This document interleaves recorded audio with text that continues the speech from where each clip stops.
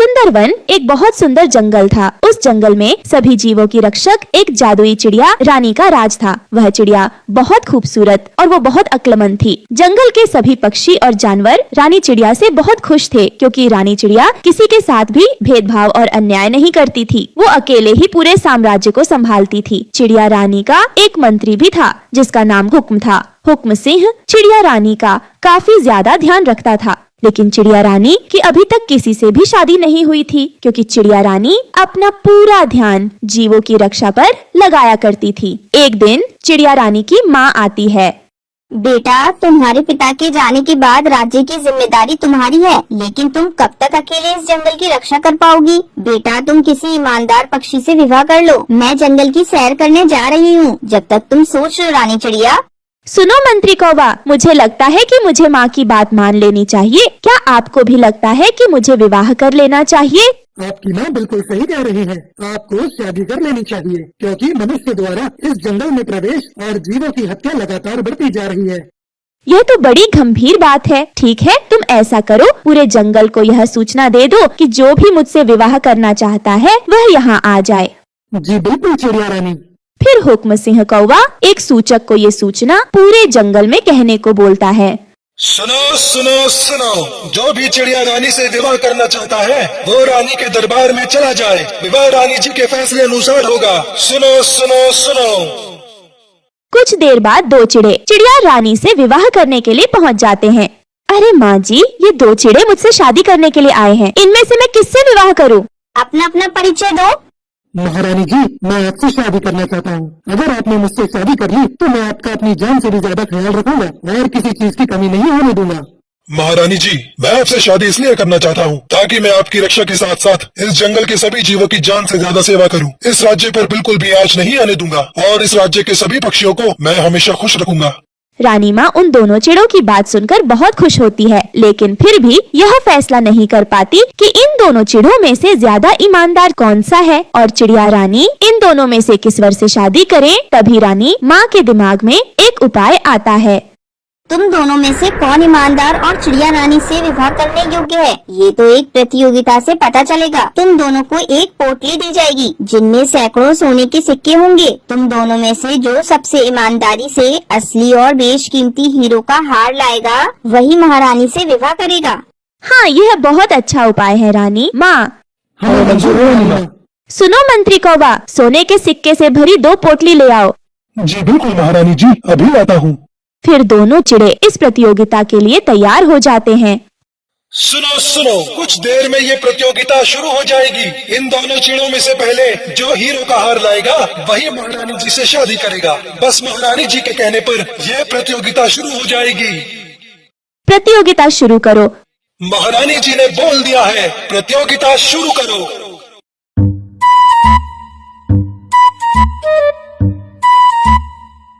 सुंदर, तू अपने घर चला जा। तुझे क्या लगता है, तू मुझसे जीत जाएगा? नहीं, मुझे तो ऐसा नहीं लगता, बल्कि पूरा यकीन है कि ये प्रतियोगिता मैं ही जीतूंगा। कुछ देर बाद सबसे पहले टुन्नू सुनहार की दुकान पर पहुंच जाता है। सुनो सुनार भाई, मुझे जल्दी से हीरो का हार दे दो जो बिल्कुल बेशकीमती और असली हो। क्षमा करना टुन्नू भाई, शायद आपको पता नहीं कि मेरे पास नकली हार मिलते हैं जो देखने में असली होते हैं और सस्ते भी। अगर आपको असली हीरो का हार चाहिए तो आपको इस जंगल से बहुत दूर कालू सुनार के पास जाना पड़ेगा। वहाँ पर आपको बेशकीमती हार मिलेंगे। अरे नहीं, ये तो नकली हीरो के हार मिलते हैं। अगर मैंने रानी जी को ये दे दिया तो ये रानी जी के साथ धोखा होगा और मैं ऐसा नहीं करना चाहता। मैं रानी जी को असली हीरो का हार लाकर ही दूंगा, बेशक कितनी भी दूर जाना पड़े। धन्यवाद भाई।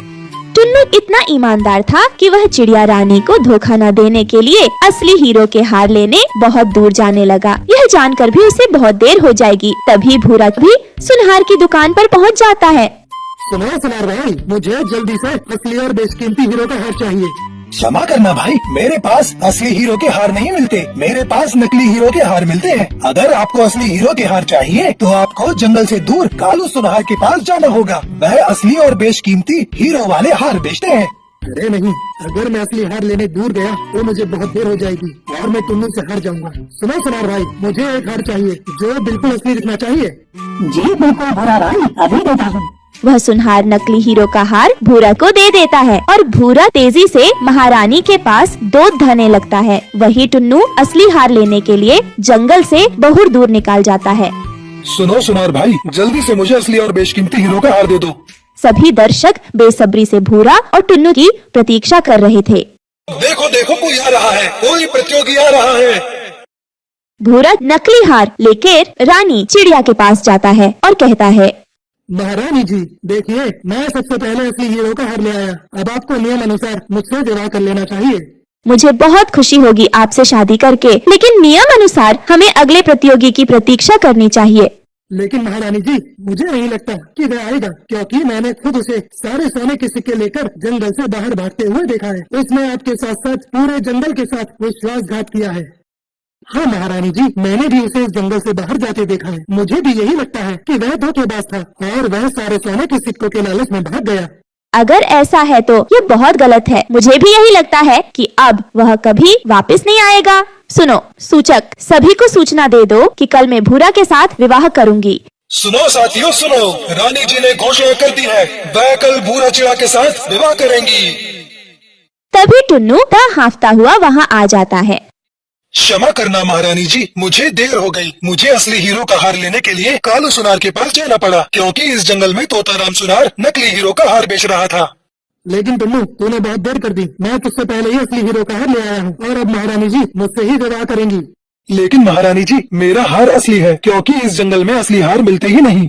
चुप हो जाओ तुम दोनों। किसका हार नकली और असली है, यह तो सिर्फ एक ही पक्षी बता सकता है। फिर चिड़िया रानी उसी कालू सुनहार को बुलाती है जिसे असली और नकली हार की पहचान होती है। सुनो कालू सुनहार, आप इन हीरो के हार की जांच करें और हमें यह बताइए कि इनमें से असली और नकली हीरो का हार कौन सा है।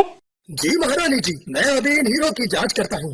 फिर कालू सुनहार दोनों हारों को काफी देर तक देखता है और तभी सच्चाई सबके सामने आ जाती है। महारानी जी, इनमें से सिर्फ एक का ही असली हार है और वह हार टुन्नू चिड़ा का है। झूठ का पर्दाफाश हुआ और सच्चाई उजागर हुई है। टुन्नू का असली हार है और भूरा का नकली। भूरा, तुम एकदम बेईमान, धोखेबाज और लालची। तुम मुझसे शादी किया। तुम इस जंगल में रहने लायक भी नहीं हो। अभी इसी वक्त यह जंगल छोड़कर चले जाओ। भूरा बहुत गुस्सा होता है और फिर कभी इस जंगल में दिखाई नहीं देता। अगले दिन रानी चिड़िया टुन्नू से शादी कर लेती है और टुन्नू जंगल का राजा बन जाता है। सभी पक्षी टुन्नू के राज्य बनने से बहुत खुश होते हैं। प्यारे दोस्तों, इस कहानी से हमें यही सीख मिलती है कि हमें कभी लालच नहीं करना चाहिए। दोस्तों, आपको हमारी आज की कहानी कैसी लगी? हमारी कहानी को लाइक करें, कमेंट करके अपनी राय हमें दें। आपके कमेंट और लाइक हमारे हौसले को बढ़ाते हैं। अगर आप हमारे चैनल पर नए आए हैं तो हमारे चैनल को सब्सक्राइब करना ना भूले। आपका धन्यवाद। भूरा चिड़ा और उसकी पत्नी बहुत गरीब पक्षी थे। दोनों की उम्र भी हो चुकी थी। उनकी 2 बेटियां थीं, जिनका नाम रानो चिड़िया और लाडो चिड़िया था। उन दोनों के माँ बाप अपने घर में ही मिट्टी के छोटे छोटे खिलौने और घर की सजावट का सामान बनाते थे और भूरा चिड़ा जंगल में घूम घूम कर उन खिलौने को बेचा करता था। रेड लाइट होने पर जब हवाई मोटर रुकती तब भूरा चिड़ा अपने खिलौने बेचने के लिए उन हवाई मोटरों की ओर दौड़ पड़ता था और अपने खिलौने उन पक्षियों को बेचा करता था। तोता भैया, ये खिलौने ले लो। मिट्टी के खिलौने हैं, हाथ से बने हुए। आप इन्हें घर में भी सजा सकते हो। ये बहुत ही मजबूत खिलौने हैं। साहब ले लो ना। अरे नहीं, नहीं चाहिए। पर ये खिलौने कितने का दे रहे हो? भैया जी, 200 रुपए का है। ये खिलौना ले लो ना। इतना महंगा? इससे अच्छा तो मैं दुकान से खरीद लूंगा। वहाँ बहुत मजबूत और टिकाऊ अच्छे सामान मिलते हैं। तुम्हारे सामान की तो कोई गारंटी भी नहीं है। चलो भागो यहाँ से, मुझे कुछ भी नहीं चाहिए। ये बात सुनकर भूरा चिड़ा उदास हो जाता है। भूरा चिड़ा के लिए उन खिलौनों को बेचना एक चुनौती भरा काम था। उसे पक्षी देखना तो दूर अपना मुंह फेर लेते थे। अपनी पत्नी के बनाए हुए सामान को बेचने के लिए वो बहुत मेहनत करता था। इसी दौरान एक दिन भूरा चिड़ा सामान बेचने के लिए जल्दबाजी में रास्ता पार कर रहा था कि अचानक सामने से आ रही एक तेज रफ्तार हवाई मोटर ने भूरा चिड़ा को जोरदार टक्कर मारी और भूरा चिड़ा वही जमीन पर गिर गया। इस हादसे में भूरा चिड़ा की मृत्यु हो गई। भूरा चिड़ा की लाश जब घर लाई गई तो उसकी पत्नी यह सदमा बर्दाश्त नहीं कर सकी और उसकी भी मृत्यु हो जाती है। भूरा चिड़ा की मौत के बाद उनकी दोनों बेटियां अनाथ हो गई। लाडो चिड़िया जोर जोर से रोने लगी और अपनी बड़ी बहन रानो चिड़िया से कहती है, मेरी बहन, मैं हूँ ना, तेरी बड़ी बहन हमेशा तेरे साथ है। मैं तेरा ख्याल रखूंगी। तुझे कभी भी माँ और पिताजी की कमी महसूस होने नहीं दूंगी। दीदी अब हम क्या करेंगे, कहाँ जाएंगे और क्या खाएंगे? हमारे पास तो पैसे भी नहीं है जिससे हम अपना गुजारा कर सके।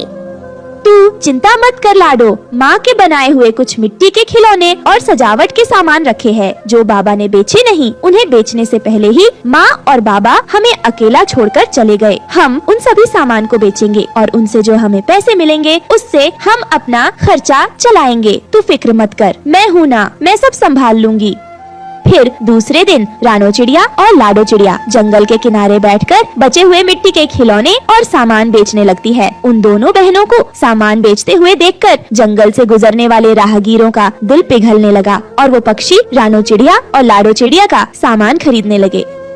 ये सामान कितने का है चिड़िया, बताओ जरा। मेम साहब सिर्फ 100 रुपए का है, ले लो ना। ये बहुत ही मजबूत, टिकाऊ, सुंदर सामान है और वो भी बहुत सस्ते दाम में। ये सुनकर गौरी उन दोनों अनाथ बहनों से कहती है, बहुत महंगा है ये सामान, मैं तो 50 रुपए ही दूंगी। ठीक है मैडम, आप इसे 50 रुपए में ही ले लीजिए।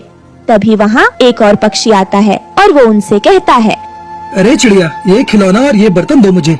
ठीक है, ये लीजिए, आपके पूरे 100 रुपए हो गए। इस तरह से रानो चिड़िया और लाडो चिड़िया की ठीक ठाक कमाई हो गई थी। शाम को दोनों बहन घर लौट कर आई तो रानो चिड़िया कमाए हुए पैसों को गिनने लगी। तभी उसकी छोटी बहन लाडो चिड़िया उससे बोलती है, दीदी आज तो पूरे 300 रुपए की कमाई हुई है, मजा आ गया आज तो। बस ऐसे ही हमारी कमाई होती जाए तो हमारी जिंदगी कितनी आसान हो जाएगी, हमें फिर गरीबी का सामना नहीं करना पड़ेगा। हाँ लाडो, आज तो ठीक ठाक कमाई हो गई है, लेकिन इतने से पैसों में हमारा काम नहीं चलेगा। माँ के बनाए हुए सामान जल्दी ही खत्म हो जाएंगे। फिर हमें जल्दी ही सोचना होगा कि सामान खत्म होने के बाद हम क्या करेंगे, क्योंकि हमारे पास बेचने के लिए कुछ भी नहीं होगा। इसलिए तुम ज्यादा खुश मत हो, अभी हमारी परेशानी कम नहीं हुई है। रानो चिड़िया और लाडो चिड़िया बात कर ही रहे होते हैं कि तभी दरवाजा खटखटाने की आवाज आती है। रानो चिड़िया ने दरवाजा खोला तो देखा बाहर मकान मालिक भुल्ला चील खड़ा था। उसे देखकर दोनों बहनें घबरा जाती हैं। तभी वो मकान मालिक उनसे कहता है, अरे चिड़िया, तुम्हारे बाप ने पिछले 6 महीने का किराया नहीं चुकाया था और इस महीने का किराया भी बाकी है। बताओ मुझे कब तक किराया चुकाने का इरादा है तुम्हारा? उन सब पैसों के हिसाब से 6 महीने का किराया 3000 होता है। तो मुझे कल शाम तक तुम दोनों बहनें 3000 रुपए दे दो, नहीं तो तुम्हारा सारा सामान ले जाऊंगा और घर खाली करवा दूंगा, समझी या नहीं? ये सुनकर वो दोनों बहनें भुल्ला चील से विनती करने लगती हैं। सेठ जी, आपको तो पता है ना, हम अनाथ हो गए हैं, हमारा इस दुनिया में कोई भी नहीं है। इतनी बड़ी रकम हम कहाँ से लाएंगे, वो भी इतनी जल्दी? आप हम पर रहम करो, हमें थोड़ा समय दे दीजिए। हम आपसे वादा करते हैं कि थोड़ा थोड़ा करके आपका किराया जरूर चुका देंगे। आप फिक्र मत करो, बस हमें थोड़ी और मोहलत दे दो। तो ठीक है, तुम दोनों बहनें आज से ही शुरुआत कर दो। लाओ, आज के पैसे मुझे दो, जितने भी पैसे हैं तुम्हारे पास सब मुझे दे दो।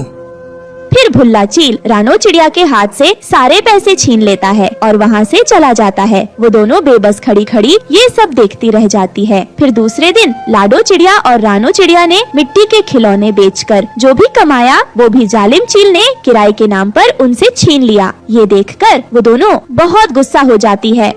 दीदी इस तरह से तो हम एक भी पैसा इकट्ठा नहीं कर पाएंगे, हमारे पास कुछ खाने के लिए भी पैसे नहीं है, अब हम क्या करेंगे?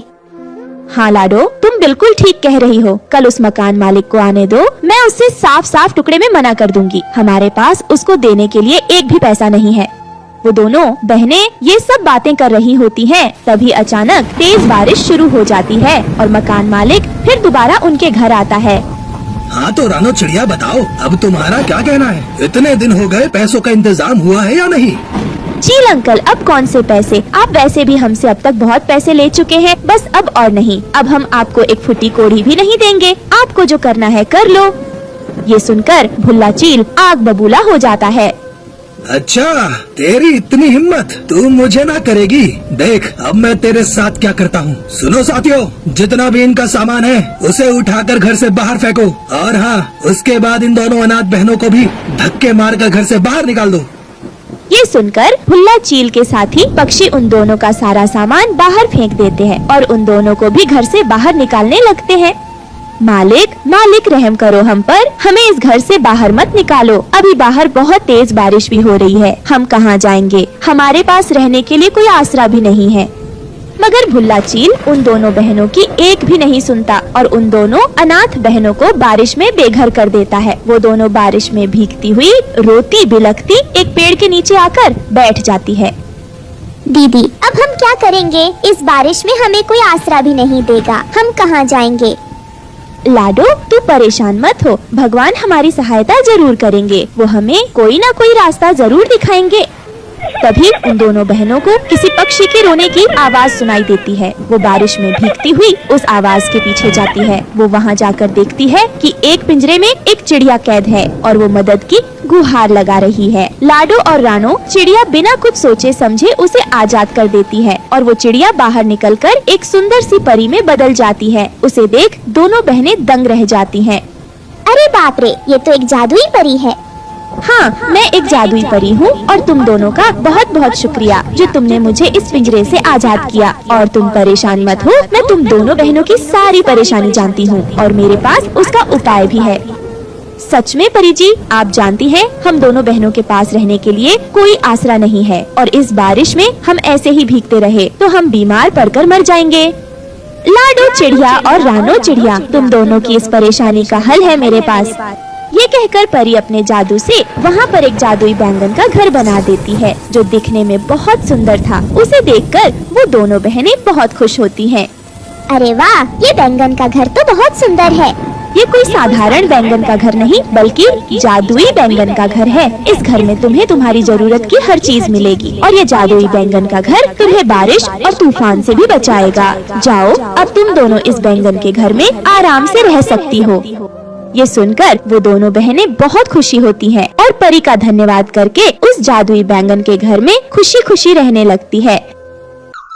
दूर किसी जंगल में रानो नाम की एक सुंदर और सुशील चिड़िया रहती थी। उसकी शादी पास वाले जंगल में रहने वाले भूरा चिड़ा से हुई थी। भूरा चिड़ा रानो चिड़िया को बिल्कुल भी पसंद नहीं करता था क्योंकि उसका चक्कर लाडो चिड़िया से चल रहा था। वो रानो चिड़िया के साथ अच्छा व्यवहार भी नहीं करता था, रोज उसे लड़ता झगड़ता और उसे ठीक से बात भी नहीं करता था। लेकिन रानो चिड़िया उसके पिता की पसंद थी, इसलिए वो उसके साथ अपना ये रिश्ता निभा रहा था। रानो चिड़िया अपने पति को खुश करने के लिए उसका मनपसंद भोजन बनाती क्योंकि उसकी माँ ने बताया था कि वह अपने पति को खुश रखने की हर कोशिश करे। एक ना एक दिन भूरा चिड़ा उसे पसंद करने लगेगा। समय पंख लगाकर उड़ने लगा। रानो चिड़िया दो दो बेटियों की माँ बन गई थी। बेटियाँ पैदा करने की वजह से भूरा चिड़ा रानो चिड़िया से और ज्यादा नफरत करने लगा था। तब उसका ससुर उसे समझाते हुए कहता है, मत रो बेटी मत रो, मेरा बेटा नालायक है, उसे तेरी कद्र नहीं। जब उसे ठोकर लगेगी तो वह तेरे पास ही आएगा। तू फिक्र मत कर बेटी, मैं हूँ ना तेरे साथ। मैं तुझसे वादा करता हूँ एक दिन मेरे बेटे को तेरी कद्र जरूर होगी और वो तुझे अपना समझने लगेगा। बाबूजी, वह मुझसे तो नफरत करते ही है और साथ में अपनी बेटियों से भी नफरत करते हैं। वो तो उन्हें बाप का प्यार भी नहीं देते। मेरी बच्चियां तो बाप के प्यार के लिए तड़प रही हैं, लेकिन इनका कठोर दिल है कि पिघलने को तैयार नहीं है। मैं कब तक ये सब सहती रहूंगी बापूजी? एक दिन सब ठीक हो जाएगा रानू बहू, तू ऊपर वाले पर भरोसा रख, वो सब ठीक करेगा। तू बस अपनी बच्चियों का ख्याल रख। ये कहकर वो वहाँ से चला जाता है। ऐसे ही कुछ दिन बीत जाते हैं। लंबी बीमारी के बाद एक दिन रानो चिड़िया के ससुर की मौत हो जाती है। रानो चिड़िया अब अकेली हो गई थी। उसका साथ देने वाला उस घर में कोई नहीं था। वहीं भूरा चिड़ा को भी अब रोकने और टोकने वाला कोई नहीं था। उसका लाडो चिड़िया से मिलना जुलना बढ़ गया। उसने लाडो चिड़िया से शादी करने का फैसला कर लिया और एक दिन भूरा चिड़ा रानो चिड़िया से कहता है, रानो मैं शहर जा रहा हूँ, तुम्हें अपना और अपनी बेटियों का ख्याल खुद रखना होगा, ठीक है? गुड़िया के पापा, आपके बगैर मैं अकेले घर में कैसे रहूंगी? पिताजी भी नहीं रहे, घर में एक मर्द का होना जरूरी होता है। दोनों बेटियां भी अभी छोटी हैं, मैं कैसे उन्हें संभालूं? अकेले मेरे लिए बहुत मुश्किल हो जाएगा। आप मत जाइए ना हमें छोड़कर, हमें आपकी बहुत जरूरत है। बच्चियां भी आपके बगैर नहीं रह पाएंगी। ये बात सुनकर भूरा चिड़ा गुस्सा हो जाता है। रानो मैं बहुत पहले शहर चला जाता, लेकिन पिताजी की बीमारी की वजह से रुका था, पर अब नहीं रुकूंगा। मैं जा रहा हूँ, मेरा इंतजार मत करना, मैं कभी वापस नहीं लौटूंगा। तुम अपनी और अपनी बेटियों की खुद देखभाल करना, मुझसे बिल्कुल भी उम्मीद मत लगाना, समझे तुम? मेरी कोई जिम्मेदारी नहीं है तेरी इन बेटियों को पालने की। वैसे भी ये दोनों मेरे ऊपर बोझ है, बोझ। ये कहकर भूरा चिड़ा अपनी पत्नी रानो, चिड़िया और बेटियों को रोता बिलखता छोड़कर वहाँ से चला जाता है। वहीं जंगल के मोड़ पर लाडो चिड़िया भूरा चिड़ा का इंतजार कर रही थी। भूरा चिड़ा वहाँ आ जाता है। आ गए भूरा जी, कब से मैं आपका इंतजार कर रही थी। आपने इतनी देर क्यों कर दी? वैसे भी आप जानते हैं यहाँ पर कितनी धूप हो रही थी। मुझसे ऐसे इंतजार नहीं होता है। चलो जल्दी चले, आखिरी बस भी जाने ही वाली है। हाँ लाडो चलो, मुझे माफ कर दो। रानू चिड़िया की वजह से मुझे आने में देरी हो गई। ये कहकर भूरा चिड़ा लाडो चिड़िया के साथ शहर आ जाता है और एक किराए के घर में रहने लगता है। समय गुजरने लगा। 5 महीने गुजर गए। भूरा चिड़ा ने रानो चिड़िया की कोई खोज खबर